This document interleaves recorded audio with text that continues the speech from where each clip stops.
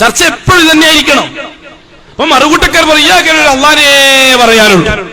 എന്റെ ബഹുമാനമുള്ള സുഹൃത്തുക്കളെ, അള്ളാഹിനെ അംഗീകരിക്കുകയും അള്ളാഹു അല്ലാത്തവരെ ആശ്രയിക്കുകയും ചെയ്യുന്നവർക്ക് അള്ളാഹുവിനെ കുറ്റം പറയുന്ന രസാ. അതുകൊണ്ടാണ് ഞാൻ ഇന്നലെ സൂചിപ്പിച്ചൊരു വിഷയം. വാഗ്വാദത്തിൽ ഒരാൾ അങ്ങോട്ട് പറയുകയാണ്, അള്ളാഹു അല്ലാത്ത വലിയ ഔലിയാക്കൾക്ക് എന്തെങ്കിലും കഴിയുമായിരുന്നുവെങ്കിൽ ഏർവാടിയിലെ ശൈഖന്മാരാട് ഉണ്ടായിരുന്നില്ലേ? തീ പിടിക്കുമ്പോ ഒന്നും സൂക്കാമായിരുന്നില്ലേ? തീ പിടിക്കുമ്പോ ഒന്നും നോക്കാമായിരുന്നില്ലേ എന്ന് അള്ളാഹുവിനെ പറയുന്ന ഒരാൾ പറഞ്ഞപ്പോൾ മറുപക്ഷത്തിന് ഇങ്ങോട്ട് പറഞ്ഞ വാക്കെന്താണെന്നറിയുമോ? മിനായിൽ തീ പിടിക്കുമ്പോ നിങ്ങൾ അള്ളാഹ് ഉണ്ടായിരുന്നില്ലേ? അള്ളാഹു തലക്ക് നോക്കാമായിരുന്നില്ലേ? ഇത് ഈ ഉമ്മത്തിന്റെ അവസ്ഥ. ഇത് ഈ ഉമ്മത്തിലെ ഉലമാക്കളുടെ അവസ്ഥ, സാധാരണക്കാരന്റെ അവസ്ഥയല്ല. കാരണം ഏർവാടിയിലെ ശൈഖ് നോക്കാമായിരുന്നില്ലേ, നോക്കിയില്ലല്ലോ എന്ന് പറഞ്ഞ ഓ മുർത്തത്തൊന്നായി പോവില്ല. തിരിച്ച് ഇങ്ങോട്ട് പറഞ്ഞത് അപ്പം മുർത്തതല്ലേ? ഏർവാടിയിലെ ശൈഖിനെ അവിടുത്തെ പന്തലിൽ തീ പിടിച്ചപ്പോ നോക്കാൻ കഴിഞ്ഞില്ലല്ലോ എന്നൊരാൾ പറഞ്ഞ അവൻ ഇസ്ലാം എന്ന് പുറത്തൊന്നാവൂല. തിരിച്ചിങ്ങോട്ട് മിനായിൽ തീ പിടിക്കുമ്പോ നിങ്ങൾക്ക് അങ്ങനെ അള്ളാഹ് ഉണ്ടെങ്കിൽ നോക്കാൻ കഴിയുമെന്ന് ചോദിച്ചാൽ അപ്പം തന്നെ അവൻ മുർത്തതല്ലോ, അവനെ കൊന്നളയണ്ടേ? എന്റെ പ്രിയപ്പെട്ട, ഇന്നലെ സാറ് പറഞ്ഞതുപോലെ ഞാൻ തൂറും വല്ല തൃട്ടത്തിൽ മുക്കിയിട്ടാ നിന്ന് പറയാനൊരു കൂട്ടക്കാര് മെനക്കെട്ടാൽ ഈ ഉമ്മത്തിലെ സാധാരണക്കാരനല്ലേ പിഴക്കപ്പെടുന്നത്? നീ മുക്കിയിട്ട് നിന്നാലും മുക്കാണ്ട് നിന്നാലും. ഇതാണ് ഇവിടുത്തെ ഉലമാ സമൂഹത്തിന്റെ അവസ്ഥ. വാശി തീർക്കാൻ വേണ്ടിയിട്ട് അള്ളാഹുവിനെ വരെ നിഷേധിക്കുന്ന രീതി, എതിർപക്ഷത്തെ പരാജയപ്പെടുത്താൻ വേണ്ടി അള്ളാഹുവിനെ കരുവാക്കുന്ന രീതി. അള്ളാഹു അല്ലാത്തവരെ കരുവാക്കിയാൽ നിന്റെ ഈമാന ബാധിക്കില്ലല്ലോ. നീ അള്ളാഹിനെ കരുവാക്കുമ്പോൾ നിന്റെ ഈമാന ബാധിച്ചില്ലേത്? നീ അള്ളാഹുവിന്റെ ഖുദ്റത്തിനെ മോശമായി കണ്ടില്ലേ? നീ അള്ളാഹുവിന് കഴിവുണ്ടോ ഇല്ലോ എന്ന് സംശയിക്കുന്നവരായില്ലേ? വലിയന് കഴിവുണ്ടോ ഇല്ലോ എന്ന് സംശയിച്ചോ നിരൂപിക്കുക. കാര്യം ഈമാനുമായിട്ട് ബന്ധപ്പെട്ട വിഷയമല്ല. ഇതാണ് പൊതുവസ്ഥ. ഇതെന്റെ സാധാരണക്കാരായ സഹോദരന്മാരെ തിരിച്ചറിയാൻ സമയമായി. ആണും പെണ്ണും തിരിച്ചറിയാൻ സമയമായി. തൗഹീദിന്റെ പ്രബോധനങ്ങൾ ചെയ്യുമ്പോഴും തൗഹീദിനെ തീവ്രമായി സംസാരിക്കുമ്പോഴും അതിനു വേണ്ടിയിട്ട് ഇത്തരം കൂട്ടായ്മകൾ ഉണ്ടാക്കുമ്പോഴും ഇതാരെയോ പഴിപ്പിക്കാൻ എന്നുള്ള ആ പ്രൊപ്പഗണ്ട തീർച്ചയായിട്ടും അള്ളാഹു അല്ലാത്ത വസ്തുക്കളെ ആശ്രയിക്കുന്നുണ്ടാകുന്നവർക്കുണ്ടോ ഉൾക്കണ്ടയാണ്. അള്ളാഹു അല്ലാത്ത ശക്തികളെ, വ്യക്തികളെ, വസ്തുക്കളെ ആശ്രയിക്കുന്നവർക്കുണ്ടാകുന്ന ഉൾക്കണ്ടയാണത്. കാരണം അള്ളാഹു അല്ലാത്ത വസ്തുക്കളെ ആശ്രയിപ്പിച്ച്, അള്ളാഹു അല്ലാത്ത ശക്തികളെ ആശ്രയിപ്പിച്ച്, അള്ളാഹു അല്ലാത്ത വ്യക്തികളെ ആശ്രയിപ്പിച്ച് മരിച്ചുപോയി കബറടക്കപ്പെട്ട മഹാന്മാരുടെ ഉള്ളതും ഇല്ലാത്തതുമായ കുറെ കാര്യങ്ങൾ പറഞ്ഞ് സാധാരണക്കാരന്റെ മനസ്സിനെ ഭൂതവൽക്കരിച്ച് അവരിൽ നിന്ന് പണം പിഴിയാനും അവരെ അടിമകളാക്കി നിർത്താനും മേൽക്കോയ്മ മെനക്കെട്ടതിന്റെ ദുരന്ത ഫലമാണ് ഇന്ന് ഉമ്മത്ത് അനുഭവിക്കുന്നത്. അത് തിരുത്തപ്പെടണം. അത് ഈ സമൂഹത്തിന് മാറണമില്ലെങ്കിൽ ഈ ഉമ്മത്തിന് രക്ഷപ്പെടൂല.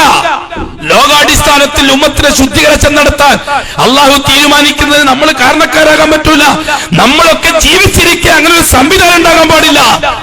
അള്ളാഹുവിന്റെ വഹദാനിയത്ത് സംസാരിക്കപ്പെടുകയും അള്ളാഹുവിന്റെ വഹദാനിയത്തിലേക്ക് ലോകത്തെ ക്ഷണിക്കപ്പെടുകയും മുഹമ്മദി റിസാലത്ത് പ്രായോഗികമാക്കിക്കൊണ്ട് അള്ളാഹുവിന്റെ ഇടപെടലിനെ പ്രതീക്ഷിക്കുകയും ചെയ്യുന്ന മുസ്ലിമീങ്ങളെ ലോകത്തുണ്ടാവണം. ആ സമൂഹം രാജപാത പണിയണം. ആ രാജപാതയിൽ ബഹുമാനപ്പെട്ട ഈസാ അലൈഹിസ്സലാത്തു വസ്സലാം വരണം. അതാണ് നമ്മുടെ നിയ്യത്ത്, അതാണ് നമ്മുടെ ആഗ്രഹം. അതിനുവേണ്ടിയാണ് ഇത്തരം സംരംഭങ്ങൾ ഉണ്ടാകുന്നത്. എന്നല്ലാതെ ആരെയും മുശ്രിക്കാക്കാനോ ആരെയും കാഫിറാക്കാനോ അല്ല. അടിസ്ഥാനപരമായി 12,000 കൊല്ലം നിലനിൽത്ത ആ ചരിത്രം, 12,000 കൊല്ലം അല്ലാഹു സുബ്ഹാനഹു വ തആല ജീവനോടെ നിലനിർത്തിയിരിക്കുന്ന ഈ വ്യവസ്ഥിതി, ആ വ്യവസ്ഥിതിക്ക് ഓരോ കാലഘട്ടത്തിലും കോട്ടം തട്ടുമ്പോൾ അല്ലാഹു നബിമാരെ അയച്ചിട്ട് തിരുത്തി, റസൂലിനെ അയക്കേണ്ടി വന്നപ്പോൾ റസൂലിനെ അയച്ചിട്ട് തിരുത്തി, മുഹമ്മദ് മുസ്തഫ സല്ലല്ലാഹു അലൈഹി വസല്ലം തങ്ങളോടുകൂടി ഇനി റസൂലും നബിയും വേണ്ടെന്ന് അല്ലാഹു വെച്ചു. എന്തുകൊണ്ട്? അതിനുള്ള യോഗ്യത മുഹമ്മദ് മുസ്തഫാന്റെ ഉമ്മത്തിനുണ്ട്. അത് അല്ലാഹു കൊടുത്ത യോഗ്യത. അതുകൊണ്ടാണ് ഇത് വേണ്ടത് വെച്ചത്.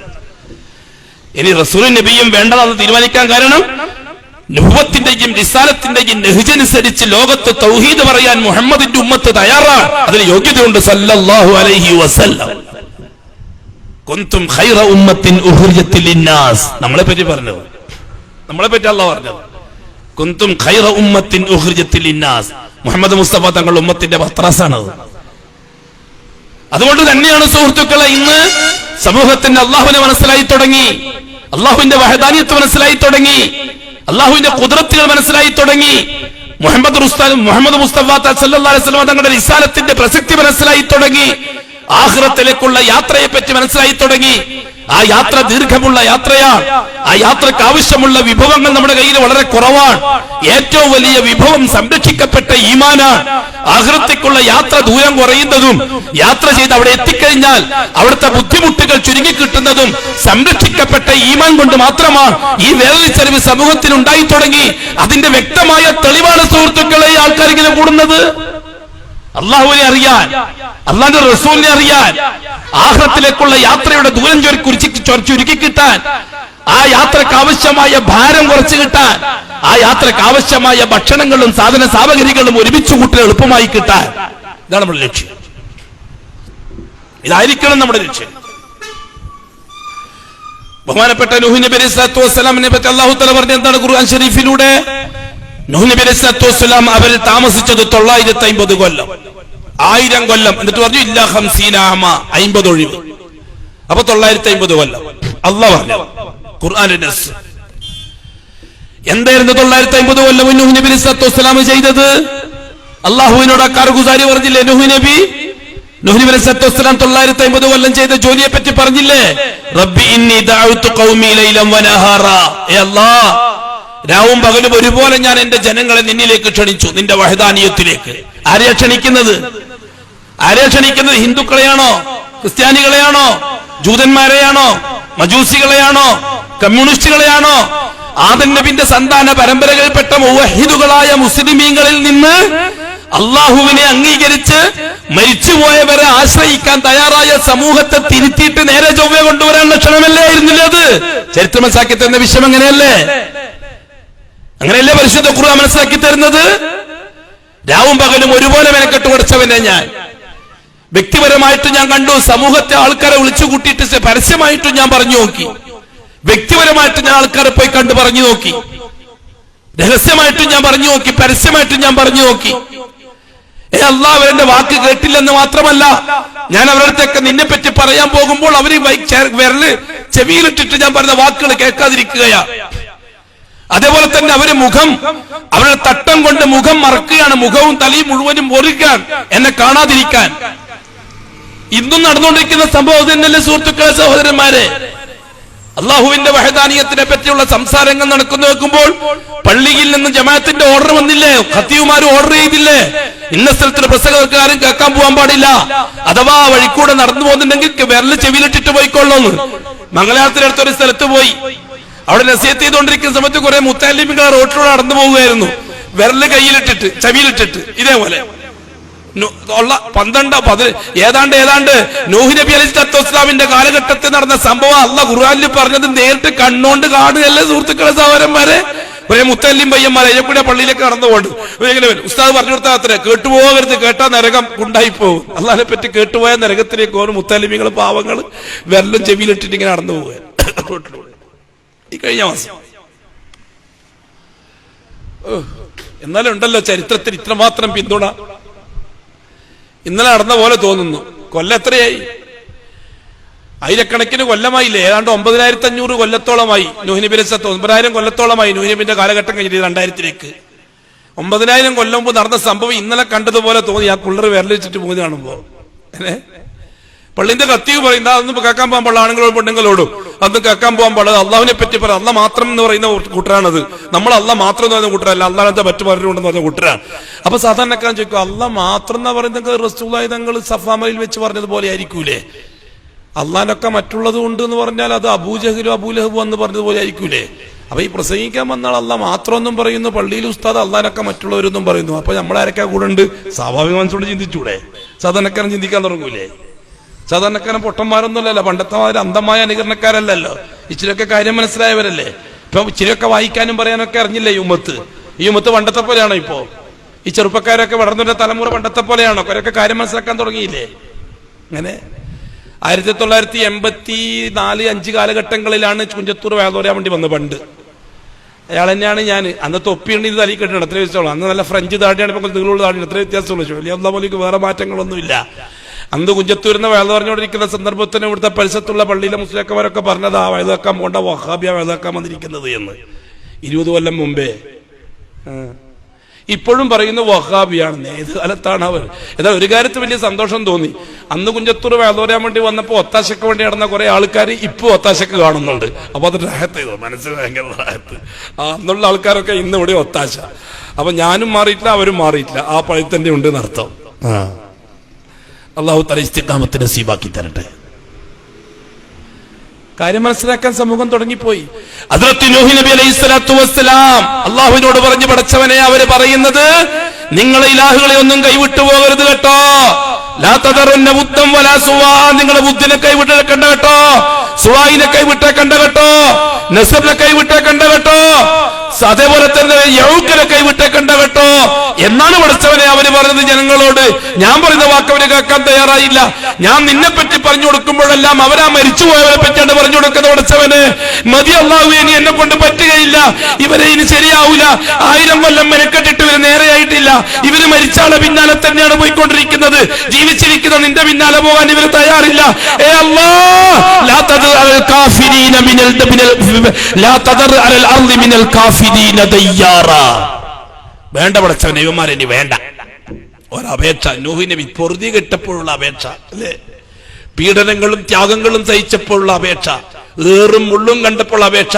ചരിത്രത്തിൽ ഉലമാക്കൾ എഴുതിയിട്ടുണ്ട്, കല്ലുകൊണ്ട് നൂഹ് നബിയെ എറിഞ്ഞിട്ട് നൂഹ് നബി കല്ലിൽ മൂടിപ്പോയിരുന്നു എന്ന്. എന്നിട്ട് മലക്കുകൾ വന്നിട്ട് കല്ല് നീക്കിട്ട് നൂഹ് നബിനെ പുറത്തേക്ക് കൊണ്ടുവരുമായിരുന്നു എന്ന്. അത്രമാത്രം പീഡിപ്പിച്ചു. നമുക്ക് അത്രയും വലിയ പീഡനമൊന്നുമില്ല. പള്ളിയിൽ നിന്നെങ്ങാനും പറയുള്ളൂ, ആരും പോകില്ല, അത് ഇങ്ങോട്ടാരും എടുക്കൂല, അതൊരു സമാധാനമുണ്ട്. കാരണം അഷ്റഫുൽ ഖൽക്കിന്റെ ഉമ്മത്തിനെ അള്ളാഹ് സഹായിക്കാൻ വേണ്ടി വഅദ ചെയ്തതാ. അത് അന്ന് അറഫ മലയിൽ വെച്ച് അള്ളാന്റെ റസൂൽ ദുആ ചെയ്ത ഈ ഉമ്മത്തിന് വേണ്ടിയിട്ട്. അതുകൊണ്ട് വലിയ ഷർറൊന്നും കേൾക്കൂല, അത്യാവശ്യമുള്ള ഷർറ്. പിന്നെ മരിച്ചാ കബറടക്കൂല എന്ന് പറഞ്ഞ് പേടിപ്പിക്കും. എന്തിനാ സുഹൃത്തുക്കളെ ആ പേടി? മരിച്ചു കഴിഞ്ഞാൽ നമുക്ക് നല്ല ഉത്തരവാദിത്തമുണ്ടോ നമ്മളെ സംബന്ധിച്ച്? എന്നോട് പണ്ട് മക്കത്തുനിന്ന് ഒരു മുസ്ലിയാർ, ബാബുൽ ഉംറന്റെ അടുത്ത് ഞങ്ങൾ ഇങ്ങനെ ഇരിക്കുമ്പോൾ മുസ്ലിം പഴയ പരിചയക്കാരനാ. എന്തെല്ലാം വിഷയങ്ങളൊക്കെ ഇതൊക്കെ തന്നെ. അന്നും ഞാനിങ്ങനെ ഒറ്റക്ക് കിടക്കുന്ന ഒരുത്തന്നെ, ഇന്നും ഒറ്റക്ക് കിടക്കുന്നവരാണ്. ഈ സംഘടനയിലാക്കാൻ വേണ്ടി കുറെ ആൾക്കാർ മെനക്കെടാറുണ്ട്. സംഘടനയിലേക്ക് ഞാനില്ല, ഞാൻ ഇങ്ങനെ തൗഹീദും പറഞ്ഞു നടക്കും. അത് സപ്പോർട്ടായിട്ട് ആരൊക്കെ പറയിപ്പിക്കുന്നു അവർ വിളിച്ചാൽ അവരെങ്കിലും പോകും. അത് മുജാഹിദീങ്ങൾ തൗഹീദ് പറയാൻ വിളിച്ചാലും പോകും, ജമാഅത്ത് ഇസ്ലാമിക്കാർ തൗഹീദ് പറയാൻ വിളിച്ചാലും പോകും, സമസ്തക്കാർ വിളിച്ചാലും പോകും. പക്ഷെ വിളിക്കൂല എന്ന് മാത്രം. വിളിച്ചാൽ പോകും ഞാൻ. സമസ്തക്കാർ എന്നെ തൗഹീദ് പറയണം, മൗലവി സാഹിബേ നമ്മളെ പള്ളിയിൽ വന്നിട്ടൊന്ന് തൗഹീദ് പറയണമെന്ന് പറയാൻ തീർച്ചയായിട്ടും ഞാൻ പോകും. സമസ്തയാണെന്നിട്ട് പോകാണ്ടിരിക്കുകയും ചെയ്യില്ല. ഇനി അമ്പല കമ്മിറ്റി വിളിച്ചാലും പോകും, തൗഹീദ് പറയാൻ വിളിച്ചാലും ലാ ഇലാഹ ഇല്ലല്ലാഹ് പറയാം. അത് പണ്ടേ അതാ ശീലം. നിങ്ങൾക്ക് മനസ്സിലാകുന്നുണ്ടായതൊക്കെ 20 കൊല്ലം മുമ്പ് പറഞ്ഞ വാക്ക് ഇതൊക്കെ തന്നെയാണ്. ഇച്ചിരി കട്ടി കൂടിയിട്ടുണ്ടെന്ന് മാത്രം. മരിക്കാൻ പോകുകയല്ലേ, കട്ടി കൂട്ടാണ്ടിരിക്കാൻ പറ്റൂലല്ലോ അല്ലെ. 20 കൊല്ലം മുമ്പുള്ള അവസ്ഥയല്ല. ഇപ്പൊ 54 വയസ്സായി, മിക്കവാറും മരിക്കാൻ ഇടയായി. അപ്പൊ മരിക്കുന്ന മുമ്പ് കട്ടി ഈമാനിൽ കൂട്ടിയിട്ടില്ലെങ്കിൽ പണ്ടത്തെ പോലെ ഇങ്ങനെ ഒപ്പിച്ച് പറയാൻ മെനക്കെട്ട് കഴിഞ്ഞാൽ മരിക്കും. ഇപ്പൊ കട്ടി തന്നെ പറയണം. എന്നാൽ മരിക്കുന്ന സമയത്ത് ആ കട്ടി തന്നെ ലായിലാണ്. അതേ ആഗ്രഹമുള്ളൂ, വേറെ ആഗ്രഹങ്ങളൊന്നുമില്ല, ഒരാശയം ദുനിയാവിലില്ല. ഇതേ ഉള്ളൂ ആശ. അത് അള്ളാഹ് നടത്തി തരും. ഇടക്കാലത്ത് ആരും അയാള് അയാൾ സംഘടനയിലൊന്നുമില്ല, അയാൾ ഒറ്റക്ക് കിടക്കുന്ന ആളാന്ന് പറഞ്ഞിട്ട് ആരും കൊണ്ടുപോകില്ലായിരുന്നു. ഞാനിങ്ങനെ അള്ളാഹ് പറഞ്ഞു, പടച്ചവനെ ഇത്രയും കാലം നിന്റെ വഹദാനിയത്വം പറഞ്ഞ് നടന്നിട്ട് ഇപ്പോൾ ഖാലിദ് അല്ലാഹു തആല അനുവിന്റെ മാതിരി പൊരക്ക് കടന്നിട്ട് കഴുതയാവും പോലെ ചാണ്ട് വരുമല്ലോ പടച്ചവനെ.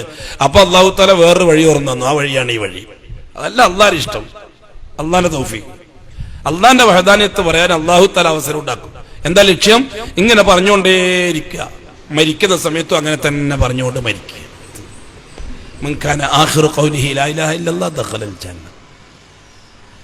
അള്ളാഹു മനസ്സിലാക്കാൻ തൗഫീഖ് നസീബാക്കി തരട്ടെ. എന്റെ ബഹുമാനമുള്ള സുഹൃത്തുക്കളെ, സഹോദരന്മാരെ, സ്നേഹിതന്മാരെ, ബഹുമാനപ്പെട്ട നൂഹ് നബിന്റെ അപേക്ഷ അള്ളാഹു സുബ്ഹാനഹു വ തആല പരിഗണിച്ചു. ബാക്കി ഭാഗം ഞാൻ ഇന്നലെ പറഞ്ഞോട് കൂട്ടി വായിച്ചോളെ. കപ്പലുണ്ടാക്കാൻ ഏർപ്പാടാക്കി, കയറി കപ്പൽ താമസമാക്കി, മനുഷ്യര് അതിന് മൃഗങ്ങളും താമസമാക്കി. സംഭവിക്കേണ്ടതൊക്കെ സംഭവിച്ചു. അള്ളാഹുവിന്റെ തീരുമാനം നടപ്പിലായി. ഭൂമി ശുദ്ധികലശം ചെയ്യപ്പെട്ടു. വസ്തവത്ത് അലൽ ജൂദി. നൂഹ് നബിന്റെ കപ്പൽ ജൂദി പർവ്വതത്തിൽ നങ്കൂരമിട്ടു. വെള്ളം ഇറങ്ങിയപ്പോൾ കപ്പല് മലിന്റെ മേലെ. എന്താ ചെയ്യാ? കപ്പലിറങ്ങി 72 വീട്ടുകാർ. ഇനി ഒന്നുകൂടി പറയുക, രണ്ടാമത്തെ തവണ ഒന്നുകൂടി ഭൂമി തൗഹീദ് വൽക്കരിക്കപ്പെട്ടു. അല്ലേ? ഭൂമി മുഴുവനും 100% മുവഹിദുകളെ കൊണ്ട് മാത്രമായില്ലേ? ശിർക്കിന്റെ ഒരൊറ്റ മനുഷ്യൻ പോലും ഭൂമിയിൽ ബാക്കിയില്ലാത്ത രീതിയിൽ അല്ലാഹു തആല കൈകാര്യം ചെയ്തില്ലേ? അന്ന് കപ്പലിറങ്ങിയവരെ മാത്രമല്ല ഇപ്പം ബാക്കിയുള്ള ദുനിയാവിൽ. അവർ 100% മുവഹിദുകളായിരുന്നില്ലേ? അവർ 100% മുഖ്ലിസുകളായിരുന്നില്ലേ? അവർ 100% മുഅ്മിനീങ്ങളായിരുന്നില്ലേ? ഒരൊറ്റ മറ്റ് മതക്കാരോ ജാതിക്കാരോ ആ കൂട്ടത്തിലുണ്ടായിരുന്നോ? എന്നിട്ട് ബഹുമാനപ്പെട്ട നൂഹ് നബി സ്വല്ലല്ലാഹു അലൈഹി വസല്ലമിന്റെ മൂന്നാമത്തെ തലമുറക്കാരനല്ലേ ഇബ്രാഹിം അലൈഹി സ്വല്ലല്ലാഹു വസ്സലാം? നൂഹ് നബി സ്വല്ലല്ലാഹു അലൈഹി വസല്ലമിന്റെ മകന്റെ മകനല്ലേ ഇബ്രാഹിം അലൈഹി സ്വല്ലല്ലാഹു വസ്സലാം? ഇബ്രാഹിം അലൈഹി സ്വല്ലല്ലാഹു വസ്സലാം ഭൂമിയിൽ വരുമ്പോഴേക്കും അന്ന് കപ്പലിറങ്ങിയ മുഅ്മിനീങ്ങളുടെ മക്കളായിട്ട് ആരൊക്കെ വന്നത്? നമ്രൂദ് രാജാവ് വന്നില്ലേ? നൂഹ് നബിന്റെ ബാപ്പ ആസർ വന്നില്ലേ? ഈ നമ്രൂദ് രാജാവ് നൂഹ് നബിന്റെ ബാപ്പ ആസറും ആരെ മക്കളാ? പ്യൂർ മുഅ്മിനീങ്ങളുടെ മക്കളല്ലേ? കപ്പലിൽ നിന്ന് രക്ഷപ്പെട്ട മുവഹീദീങ്ങളുടെ മക്കളല്ലേ? അല്ലേ സുഹൃത്തുക്കളെ? അവരിലേക്കല്ലേ ഇബ്രാഹിം അലൈഹി സ്വല്ലല്ലാഹു അലൈഹി വസല്ലം നബിയായിട്ട് വരുന്നത്? അതോ ഇബ്രാഹിം നബിന്റെ കാലത്ത് വേറെ ഏതെങ്കിലും മതക്കാർ ചിലരുണ്ടായിരുന്നോ? വേറെ ഏതെങ്കിലും മനുഷ്യരുടെ ഭൂമിയിലുണ്ടായിരുന്നോ? മുഅ്മിനീങ്ങളുടെ കുടുംബത്തിൽ നിന്ന് ജനിച്ചു വളർന്ന മക്കളിലേക്കല്ലേ ഇബ്രാഹിം നബി ഇബ്രാഹിം അലൈഹി സ്വല്ലല്ലാഹു അലൈഹി വസല്ലം റസൂലായിട്ട് വന്നത്? ആ ഇബ്രാഹിം അലൈഹി സ്വല്ലല്ലാഹു അലൈഹി വസല്ലമിന്റെ ബാപ്പ ആസർ ആരായിരുന്നു? എന്ത് പറ്റി? നൂഹ് നബി അലൈഹി സ്വല്ലല്ലാഹു അലൈഹി വസല്ലമിന്റെ മകന്റെ മകനല്ലേ ആസർ? ഇത്രയും പ്യൂർ മുവഹീദുകളുടെ കുടുംബത്തിൽ ഇത്രയും വലിയ മുസ്ലിങ്ങൾ ജനിച്ചു വരാവോ? നമ്മൾ പറയുന്നു ആചാര കുടുംബമല്ലേ, മുസ്ലിയാര കുടുംബമല്ലേ, മുസ്ലിമീങ്ങളുടെ കൂട്ടത്തിൽ മുസ്ലിങ്ങൾ ഉണ്ടാവുകയോ? നമ്മളെല്ലാം മുസ്ലിമീങ്ങളല്ലേ, നമ്മളെങ്ങനെയാ മുസ്ലിങ്ങളാകുക? നമ്മളിന്റെ അമ്പലത്തിൽ പോയാലും നമ്മൾ മുസ്ലിം എന്നല്ലേ? നമ്മൾ ചർച്ചിൽ പോയാലും ഗുരുവായൂരപ്പനടുത്ത് പോയാൽ നമ്മൾ മുസ്ലിമീങ്ങളല്ലേ? നമ്മൾ ജാറത്തിൽ പോയിട്ട് നേർക്ക് നേരെ തങ്ങളോട് ചോദിച്ചാൽ നമ്മളെ മുസ്ലിങ്ങളല്ലേ? കാരണം നമ്മളെ മുസ്ലിങ്ങൾ പാരമ്പര്യത്തിൽപ്പെട്ടവരല്ലേ? ഇബ്രാഹിം നബിന്റെ ബാപ്പ മുസ്ലിം പാരമ്പര്യത്തിൽപ്പെട്ടവരല്ലേ? നമ്രൂദ് മുസ്ലിം പാരമ്പര്യത്തിൽപ്പെട്ടവരല്ലേ? നൂഹ് നബി സ്വല്ലല്ലാഹു അലൈഹി വസല്ലമിന്റെ ഖൗം മുസ്ലിം പാരമ്പര്യത്തിൽപ്പെട്ടവരല്ലേ? എവിടെ നിന്ന് വന്നു ആ ശിർക്ക്? അവർക്ക് മനസ്സിലാക്കാൻ അല്ലാഹു തൗഫീഖ് നസീബാക്കട്ടെ.